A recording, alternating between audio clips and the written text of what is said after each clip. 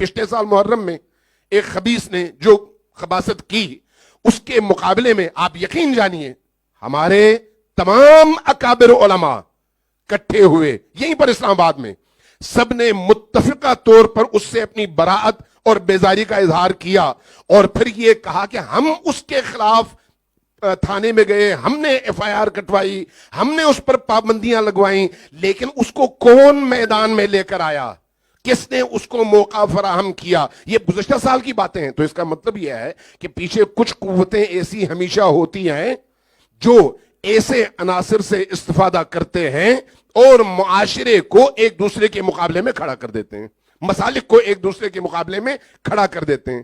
اب یہ ہم لوگوں کی، طالب علموں کی، علماء کرام کی اور بزرگان دین کی ذمہ داری ہے کہ ہم اس سلسلے میں نہایت سنجیدگی کے ساتھ اپنے فرائض نبھائیں۔ اختلافات حدیث میں بھی ہیں، اختلافات تفسیر قرآن میں بھی ہیں، اختلافات تاریخ میں بھی ہیں۔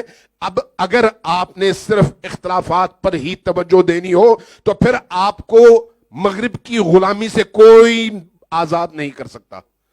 ان اختلافات کو خود تک رکھیں، آپ کی اپنی تعبیر، دوسرے کی اپنی تعبیر، کسی سے کسی کا فہم آپ چھین نہیں سکتے۔ جو شخص 1400 سالوں سے سنی ہے اس کو کوئی شخص شیعہ نہیں بنا سکتا۔ جو شخص 1400 سالوں سے شیعہ ہے اس سے اس کا عقیدہ کوئی آج 1400 سال بعد چھین نہیں سکتا۔ جس نے جس راہ کو درست سمجھا اس پر چل پڑا ہے۔ اب آپ اللہ کی مسند پر بیٹھ کر داروغہ نہ بنیں، فیصلہ نہ کریں، فیصلہ قیامت پر چھوڑ دیں کہ اللہ کیا کرتا ہے۔ آج جو کام ہمیں کرنا چاہیے وہ ہے اللہ کی اطاعت، اور وہ اللہ کی اطاعت جو ہے اس کا شعار یہی آیت ہے جو اوپر لکھی ہوئی ہے، وَاعْتَصِمُوا بِحَبْلِ اللَّهِ جَمِيعًا وَلَا تفرقوا۔